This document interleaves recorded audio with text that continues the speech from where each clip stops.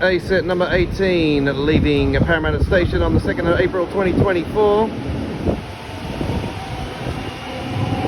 And now we've got ourselves the M-set M21 also leaving Parramatta Station on the 2nd of April 2024.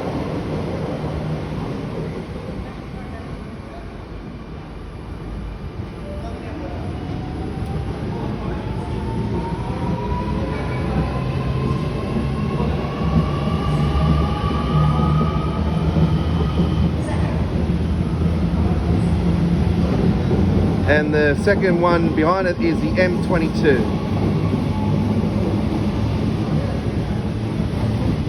Like, share, subscribe today. Check out all our rail fanning shorts today at our playlists. This has been Sydney Train Spotting with your Aussie Don.